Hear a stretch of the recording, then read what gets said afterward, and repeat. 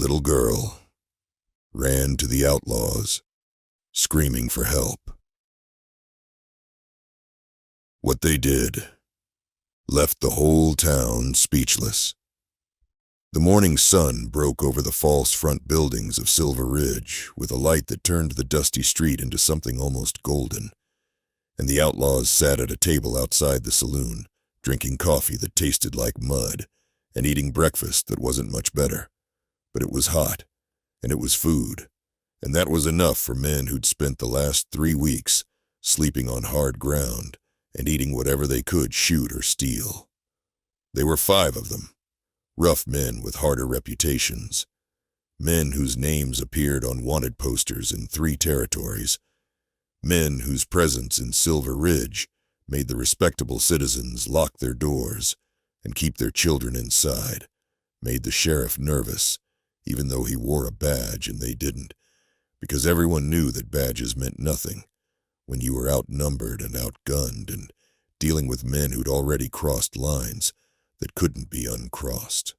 Their horses stood tied at the rail, good animals that had carried them through country that would have killed lesser mounts, and the morning air smelled like dust and horse sweat and the particular mix of coffee and whiskey and unwashed men that defined frontier towns from Texas to Montana.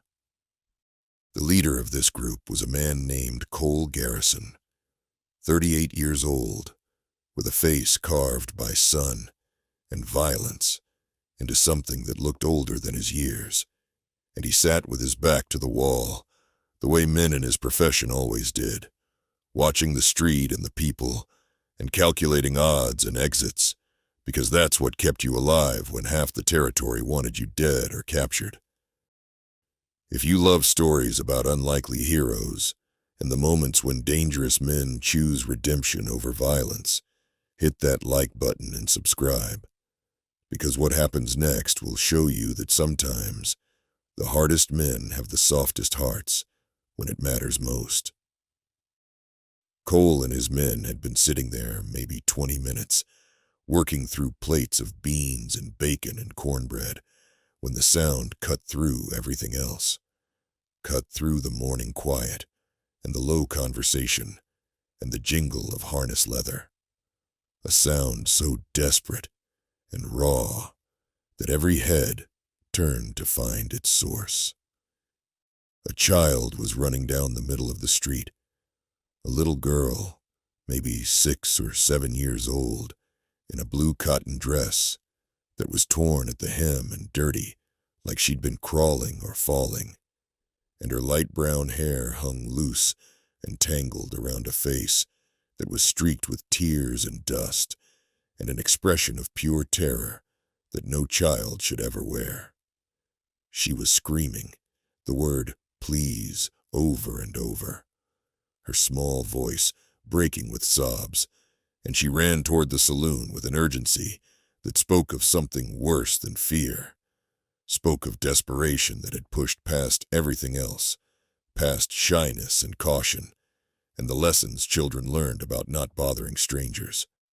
The respectable citizens on the street stopped and stared, but nobody moved toward her. Nobody stepped forward to help, and she ran past them all, heading straight for the table where the outlaws sat, heading for the most dangerous men in town, because maybe she understood that sometimes danger was the only thing that could protect you from worse danger.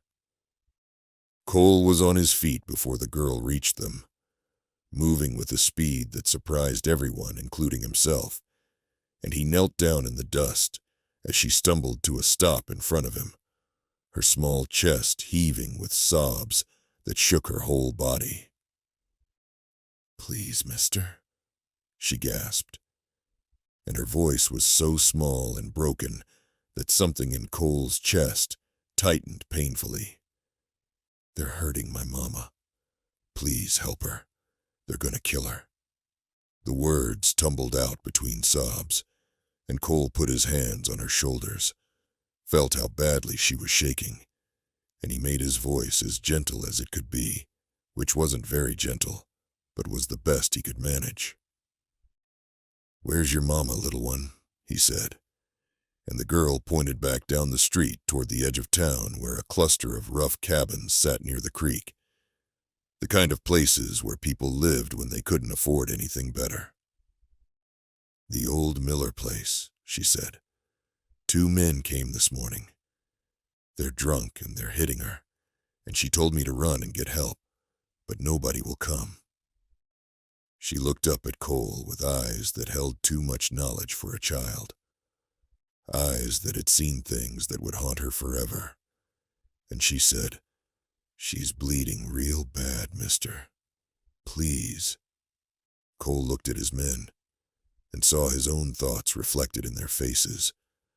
Saw the anger and the understanding that this was the kind of situation where you either acted or lived with knowing you'd let something terrible happen when you could have stopped it. "Jack, Henry, you're with me," Cole said, standing up and checking his guns out of habit, making sure the Colts sat easy in their holsters, and the 2 men he'd named stood without question because they'd ridden together long enough that orders didn't need explanation. "Billy, you stay with the girl. Keep her safe." Billy was the youngest of their group, maybe 22, and he nodded and put a hand on the girl's shoulder and led her toward the saloon door. And she went with him, but kept looking back at Cole with an expression that was pure hope mixed with fear that the hope was misplaced. Cole and his 2 companions untied their horses and swung into saddles worn smooth by years of hard riding, and they turned toward the edge of town and dug in their heels, and the horses responded like they'd been waiting for this, burst into a gallop that kicked up dust and made people scatter, and within seconds they were racing down the street toward the cluster of cabins, while behind them the girl stood in the saloon doorway, watching with wide eyes, and Billy's hand still on her shoulder, keeping her from running after them. The ride took maybe 2 minutes, but felt longer. Felt like the distance kept stretching, and Cole could feel his heartbeat in his ears, and taste dust in his mouth, and feel the familiar cold clarity that came before violence, the narrowing of focus that made everything except the target disappear. The old Miller place was a single-room cabin that looked like it might fall down if someone leaned against it too hard, and there were 2 horses tied outside. Decent animals, which meant the men inside had money, or had stolen from someone who did, and Cole could hear shouting from inside, a man's voice raised in anger, and beneath it, a woman's voice pleading. And that sound made something dark and dangerous wake up in Cole's chest, made him remember things he usually kept buried deep, where they couldn't hurt him anymore. He was off his horse before it fully stopped, boots hitting the ground hard, and he kicked the door open without knocking, because knocking was for civilized situations, and this wasn't civilized. This was the kind of situation that required immediate, overwhelming force. The scene inside the cabin burned itself into his memory in a single glance. A woman on the floor with blood on her face and a torn dress. 2 men standing over her with whiskey bottles in their hands, and expressions that were part rage and part something worse than rage. Something that made Cole's jaw tighten and his hands move toward his guns without conscious thought. The men turned when the door crashed open, and one of them, a big man with a beard and eyes that were too bright with drink, started to reach for the pistol at his belt. But Cole's gun was out and pointed at his chest before his hand got halfway there. "Don't," Cole said, and the single word carried enough weight that the man froze, hand hovering near his weapon, calculating odds that didn't favor him at all. Jack and Henry came through the door behind Cole with their own guns drawn, spreading out to cover the room, moving with the practiced efficiency of men who'd been in more fights than they could count, and had survived them all through skill and ruthlessness and the willingness to do what needed doing before the other guy could do it first. The second man, smaller and weasel-faced, started to say something, started to protest or threaten or make excuses, but Cole cut him off. "Shut up," he said, his voice flat and cold. "You got two choices here. You can leave right now and count yourselves lucky, or you can try something stupid and die in this cabin. Your choice. Make it quick."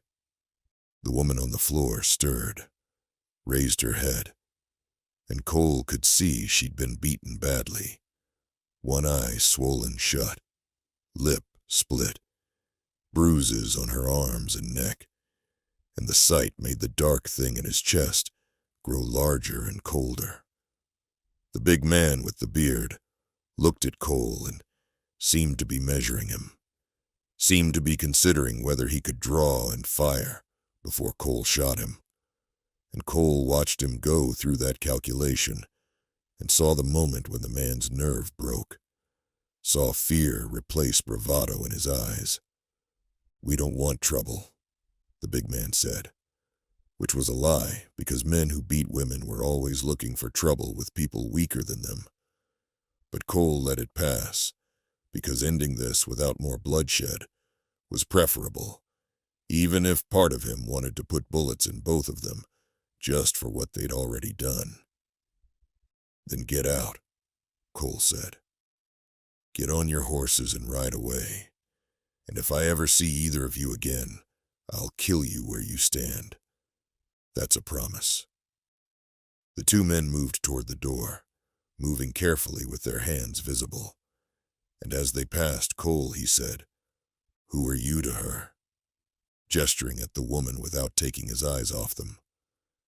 The big man hesitated and then said, "Nobody. We just came for what we was owed." Cole's hand tightened on his gun. "What you were owed for what?" he said, his voice dropping even lower. And the man must have heard the danger in it, because he just shook his head and said, "Nothing. We made a mistake." They stumbled out of the cabin, and a moment later, Cole heard horses galloping away fast, and he holstered his gun and knelt down next to the woman who was trying to sit up, her hands shaking so badly she could barely support her own weight.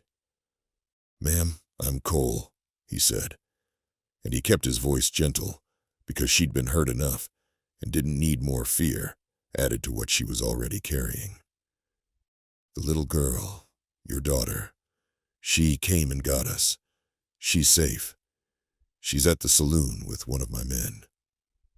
The woman's eyes filled with tears and she said, "Sarah. Her name is Sarah." And then she broke down completely, sobbing in a way that suggested she'd been holding everything in while the men were there. And now that the danger had passed, she could finally let it out. Cole stood awkwardly for a moment, and then looked at Jack, who was better with this kind of thing. And Jack knelt down and helped the woman to her feet, and found a cloth, and got water from the bucket by the door, and started cleaning the blood off her face, while talking to her in a low voice, the kind of voice you'd use with a spooked horse, soothing and calm. Henry stayed by the door, watching the road in case the two men decided to come back, and Cole walked outside, and stood in the morning sun that was getting hotter now, burning off the last of the cool night air. And he tried to make sense of what he was feeling, because it was complicated and uncomfortable, and not something he usually let himself think about. The woman's name was Catherine Hayes, and as Jack helped her clean up and get herself together, she told them her story in fragments, pieces that came out between attempts to stop crying and occasional winces when she moved wrong, and pain shot through her ribs. Her husband had died 6 months ago, killed in a mining accident when a tunnel collapsed, and she'd been left with nothing but this cabin and a small daughter, and no way to make money except taking in laundry and sewing. And it wasn't enough, was never enough, and she'd gotten behind on the rent she owed to the man who owned the cabin. The two men who'd come this morning were collectors for the landlord, come to get the money she owed or throw her out. And when she'd said she didn't have it, they'd decided to take payment another way. And that's when she'd told Sarah to run, to go find help, to do whatever she had to do, because Catherine understood that if Sarah stayed, she'd either watch her mother be hurt worse or become a target herself. "I didn't think anyone would come," Catherine said, looking at Cole with her one good eye. "I thought Sarah would ask, and people would say no, because we're nobody, and we don't matter, and it's easier to not get involved." Cole didn't know what to say to that, because she was probably right. Most people wouldn't have gotten involved, would have found excuses about not wanting trouble, or not knowing the full story, or any of a dozen other rationalizations that people used to avoid doing hard things. But he just said, "Well, somebody came." They walked Catherine back to the saloon slowly, because she was hurting too badly to move fast. And when Sarah saw her mother coming up the street, the little girl burst out of the saloon door and ran toward them, and Catherine dropped to her knees, despite the pain, and caught Sarah in her arms and held her, while both of them cried. And everyone who saw it, the shopkeepers and the cowboys, and the proper ladies and the men drinking in the saloon, everyone stopped what they were doing and watched this reunion, and felt something complicated about it. Felt maybe guilt for not acting themselves, or relief that someone had acted, or just the simple human emotion of recognizing pain and love and relief all mixed together. Billy had gotten Sarah cleaned up while they were gone, had found someone to brush her hair and wash her face and give her a cup of milk. And she looked less terrified now, though her eyes still held shadows that would probably never fully disappear. Eyes that had seen her mother beaten and had understood that something terrible was happening, and had been brave enough to go find help, even though she was just a small child in a world that didn't usually pay attention to small children. Cole watched the reunion and felt that uncomfortable tightness in his chest again, felt something that might have been regret, or might have been recognition that he'd become the kind of man who only did good things by accident, only helped people when circumstances forced him to, only showed kindness when someone ran directly at him, screaming for help. And he wondered what that said about who he was and whether he liked the answer. The saloon owner, a man named Dutch who was fat and bald and had a reputation for being harder than he looked, came out and invited Catherine and Sarah inside and offered them food and a place to rest. And normally Dutch wouldn't have done that because he ran a saloon, not a charity. But something about the situation had moved even him. Or maybe he just understood that public opinion had shifted, and the crowd watching wanted Catherine and Sarah taken care of, and it was good business to give the crowd what it wanted. Cole and his men sat back down at their table, and their breakfast was cold now, but they ate it anyway, and people kept coming over to thank them or shake their hands, or offer to buy them drinks, and it was strange and uncomfortable, because usually when Cole walked into a room, people got quiet and found excuses to be somewhere else. But now they were treating him like a hero, like he'd done something extraordinary instead of just the bare minimum that any decent person would do. Sarah came out of the saloon after a while. Her mother was resting upstairs in a room Dutch had offered, and the little girl walked straight to Cole's table and looked up at him with those two old eyes and said, "Thank you, mister." And her voice was small, but steady. Cole nodded, not trusting himself to speak, and Sarah reached into her pocket and pulled out something. A small carved wooden horse that looked like it had been made with more love than skill, and she held it out to him. "My papa made this," she said, "before he died. I want you to have it, so you remember me." Cole took the wooden horse and felt its weight in his palm. Felt the rough edges where the carving wasn't quite smooth. Felt the years of a child's handling that had worn certain spots shinier than others. And he tucked it into his vest pocket, next to his heart. "I'll keep it safe," he said, "and I'll remember." The days that followed brought changes that nobody expected, brought a kind of transformation that seemed improbable, but happened anyway, because sometimes small acts create ripples that spread farther than anyone imagined. The two men who'd beaten Catherine were found by the sheriff 2 days later, found because Cole and his men tracked them down and suggested strongly that they turn themselves in or face consequences that would be significantly worse than jail. And the men chose jail, chose to confess to assault and attempted robbery, and to name the landlord who'd sent them. A man named Carlisle, who owned half the poor sections of Silver Ridge and had made a fortune exploiting people who had no other options.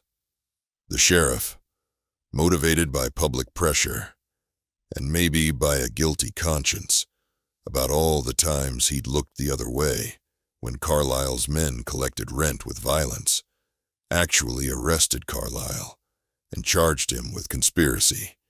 And while Carlisle eventually paid a fine and got out, the message was sent that this kind of behavior wouldn't be tolerated anymore, or at least wouldn't be tolerated as openly as before.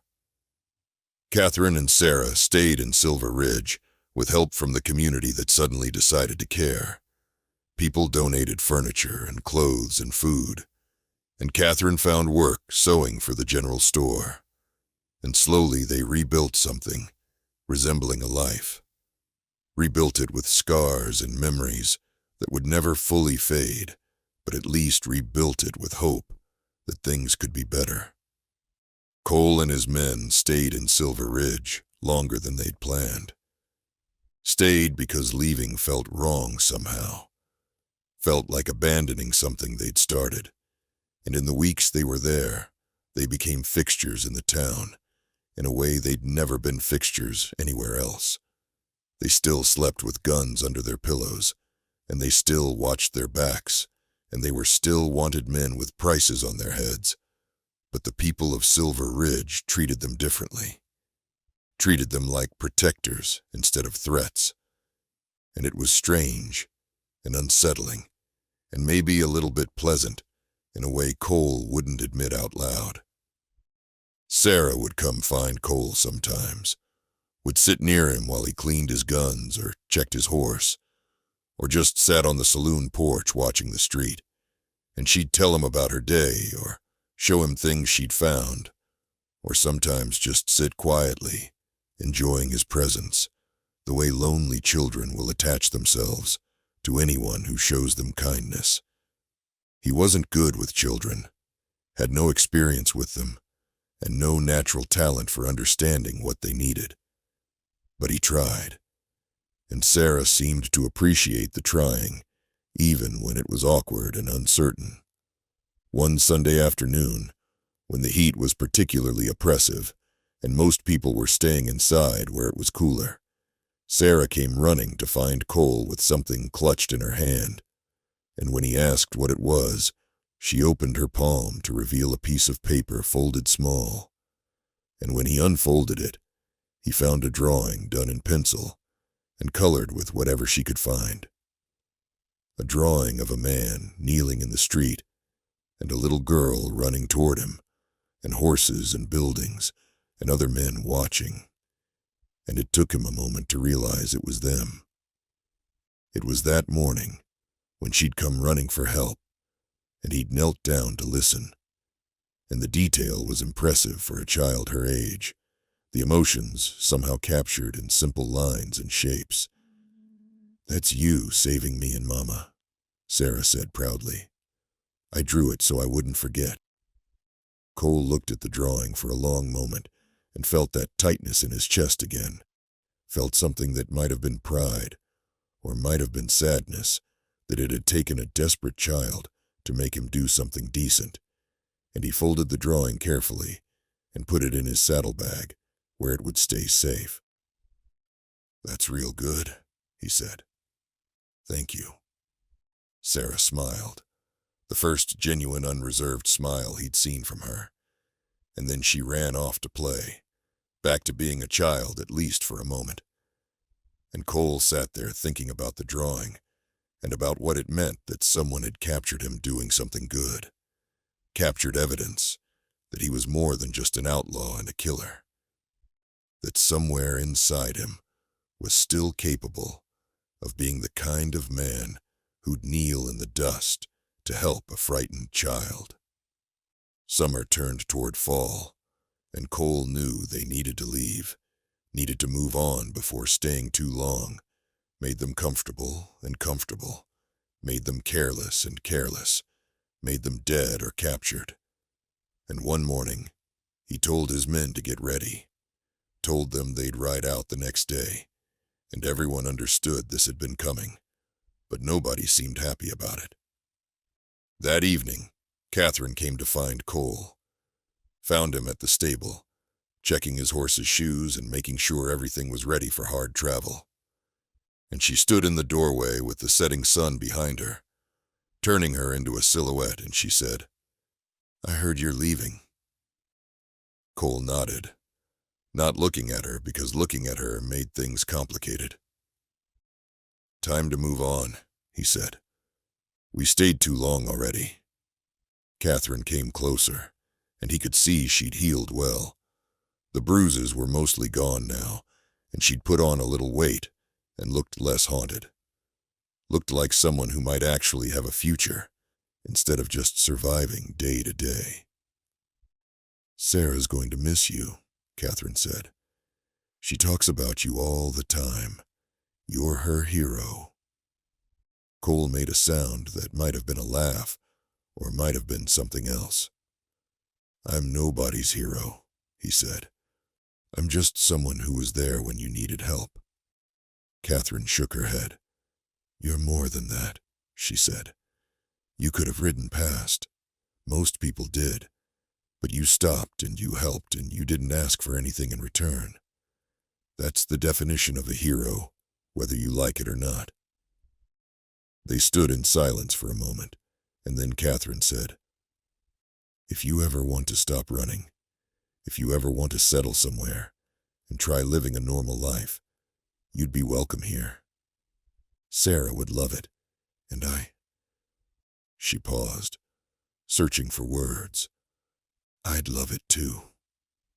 Cole felt something twist inside him, felt temptation and fear and longing all mixed together. But he shook his head. "I can't," he said. "My life doesn't work that way. I got too many people looking for me, too much blood on my hands, too many mistakes that can't be undone. Staying would just bring trouble to you and Sarah, and you've had enough trouble." Catherine nodded like she'd expected this answer, but had hoped for a different one. "If you change your mind," she said, "we'll be here." She left then, and Cole stood alone in the stable with the smell of hay and horses and leather, and thought about roads not taken and choices made long ago that had put him on a path he couldn't step off now, no matter how much part of him might want to. They rode out the next morning at dawn, 5 men on 5 horses with everything they owned, packed in saddlebags and bedrolls. And the town was mostly still asleep, but Sarah was awake, standing outside the saloon with her mother. And as Cole rode past, she ran into the street, and he stopped his horse and looked down at her. "You take care of your mama," he said. "You're her guardian angel. Don't forget that." Sarah nodded, trying not to cry, and she said, "Will you come back?" Cole wanted to lie, wanted to say yes, wanted to give her hope, even if it was false hope, but he'd never been good at lying to children, so he just said, "I don't know. Maybe someday." He touched the brim of his hat and rode on, and his men followed, and they left Silver Ridge behind them, left it with the sun rising over the false front buildings and casting long shadows, and Sarah standing in the street, watching them go. And Cole didn't look back, because looking back made leaving harder, and he'd always been better at leaving than staying. They rode for 3 days before anyone spoke about what had happened. Rode through country that was beautiful and harsh and empty. And finally, around a campfire one night, Jack said, "That was a good thing we did back there. Made me feel like maybe we ain't completely beyond redemption." Cole poked at the fire with a stick and watched sparks rise into the darkness. "One good thing doesn't erase all the bad things," he said. "Doesn't change what we are or what we've done." Henry, who rarely spoke, but when he did people listened, said, "Maybe not, but it's a start. And sometimes starting is the hardest part." Years passed the way years do, passed with more running and more jobs, and more close calls, and more towns that blurred together, until Cole couldn't remember which one was which. But he always remembered Silver Ridge, and he always carried the wooden horse in his vest pocket, and he always had the drawing tucked in his saddlebag, and sometimes late at night, when he was alone, he'd take them out and look at them, and wonder what Sarah was doing now. Wonder if she remembered him, or if he'd faded into just another figure from her childhood. Another story to tell. He heard things occasionally. Heard through the network of people that connected the West that Catherine had married a good man who treated Sarah like his own daughter. Heard that they'd prospered modestly and were happy. And Cole was glad to hear it, even though it made the tightness in his chest come back. Made him wonder what might have been if he'd been a different kind of man with a different kind of past. He kept riding, kept running, kept living the only life he knew how to live. But something had changed that morning in Silver Ridge. Some small crack had appeared in the armor he'd built around himself. And sometimes, through that crack came light that reminded him there was more to life than just surviving. More to being human than just moving from one day to the next without thinking about meaning or purpose or redemption. 10 years after leaving Silver Ridge, Cole was riding through Montana territory alone. His men scattered or dead or retired, and he was tired in a way that went deeper than physical exhaustion. Tired of running and fighting and living like a ghost, moving through other people's lives without touching anything. He stopped in a small town for supplies, and there was a church having some kind of social, and people were gathered outside eating food from tables set up under trees, and there was music and laughter and children playing. And Cole watched from across the street, feeling like an outsider looking at a life he'd never have. A young woman approached him, maybe 19 or 20, pretty with light brown hair and blue eyes that seemed familiar, though he couldn't place why. And she said, "Excuse me, sir, are you Cole Garrison?" He tensed automatically, hand moving toward his gun, because anyone who knew his name might be Law or might be someone with a grudge. But the woman smiled and said, "Don't worry. I'm not here to cause trouble. I think I know you. Or I did a long time ago." She reached into her pocket and pulled out something. A small carved wooden horse that looked exactly like the one Cole carried. And she said, "My name is Sarah Hayes, though I go by Sarah Thompson now. You saved my mother and me when I was 6 years old. Do you remember?" Cole stared at her, at this young woman who'd been a terrified child the last time he saw her. And he reached into his vest and pulled out his wooden horse, and held it next to hers, and they were identical because they'd been carved by the same hands, her father's hands, before he died. "I remember," Cole said, and his voice came out rougher than he intended. "You were the bravest little girl I ever met." Sarah laughed, and there were tears in her eyes. "I wasn't brave," she said. "I was terrified. But you came anyway. You and your men. You came when nobody else would." They talked for an hour, talked while the social continued around them. And Sarah told him about her life, about the man who'd married her mother and become a good father to her, about growing up in Silver Ridge and eventually moving here to Montana when her stepfather got a job at a ranch, about meeting a young man and falling in love and getting married just last year. "Mama wanted to be here," Sarah said, "but she's not well. Consumption. The doctors say she doesn't have much time left." Cole felt something cold settle in his stomach. "I'm sorry," he said, and meant it. She was a good woman who deserved better than what life gave her. Sarah nodded. "She talks about you sometimes, about that morning.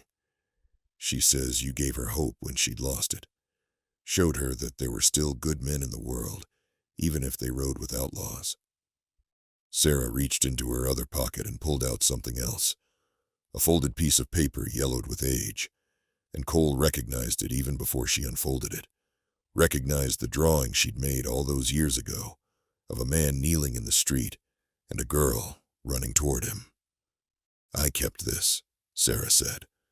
"Kept it to remind me that one person choosing to help can change everything. You changed our lives that day. You probably don't think about it much, but I've thought about it every day since. It defined who I became. I wanted to be like you. Someone who helps when others won't. Someone who sees people who need help and doesn't walk past." She handed him the drawing. "I want you to have this back. I think you need it more than I do now. Need to remember that you're more than whatever it is you think you are. You're the man who stopped to help a little girl and her mother when nobody else would, and that matters. That will always matter." Cole took the drawing and looked at this artifact from a morning 10 years ago that had seemed like just another moment in a long string of moments, but had actually been something more, had been a turning point, even if he hadn't recognized it at the time.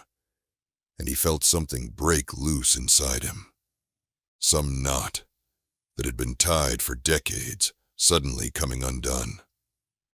"Thank you," he said. And he meant for the drawing, but also for more than that. For the reminder that his life wasn't just a catalog of mistakes and violence. That somewhere mixed in with all the bad was at least one good thing. One moment when he'd been the man he might have been if life had gone differently. Sarah smiled and stood on her toes and kissed his weathered cheek and said, "Thank you for being there when we needed you. Thank you for showing me what courage looks like." She went back to the social, and Cole stood there holding the drawing and the wooden horse and feeling like something had shifted. Like some door he'd thought was closed forever had opened just a crack, and through that crack came possibilities he'd stopped letting himself imagine. He didn't know what he'd do with those possibilities, didn't know if he could change, or if it was too late for changing.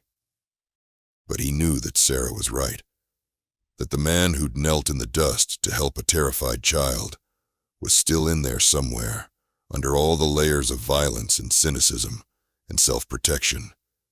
And maybe that man deserved a chance to live, instead of just surviving. Cole mounted his horse and rode out of town, but this time he wasn't running from something. He was riding toward something. Some future he couldn't quite see yet, but could sense waiting for him if he was brave enough to reach for it. If he was willing to believe that redemption wasn't just a word, but a real thing, that real people could find, if they tried hard enough, and got lucky enough, and maybe got one more chance to be better than they'd been before. The sun set behind him as he rode, turning the sky orange and red and purple. And he thought about Sarah, running down that dusty street in Silver Ridge with tears on her face and terror in her voice. Thought about kneeling down and listening to her plea for help. Thought about how easy it would have been to ignore her, or turn away, or find an excuse not to get involved. And he thought about how that one decision to help had rippled forward through years and touched lives in ways he'd never imagined, had shaped who Sarah became, and maybe had started shaping who he might still become. The wooden horse sat in his pocket over his heart, and the drawing was tucked carefully in his saddlebag. And they were small things, just objects, but they carried weight beyond their size, carried proof that goodness existed and mattered, and that sometimes the roughest hands could perform the gentlest mercies. And Cole rode on through the Montana evening, carrying those small, sacred things like talismans against the darkness, like promises that even outlaws could find redemption if they were willing to stop running long enough to help someone who needed it, to kneel in the dust and listen to a child's desperate plea and choose compassion over convenience, choose courage over cowardice, choose to be in that moment the kind of man worth remembering, worth drawing pictures of, worth carrying in someone's heart for years after the moment passed. And maybe that was enough. Maybe that was all any of us could hope for. To be remembered not for our worst moments, but for our best ones. Not for what we destroyed, but for what we protected. Not for the times we turned away, but for the one time we stopped and helped and changed everything.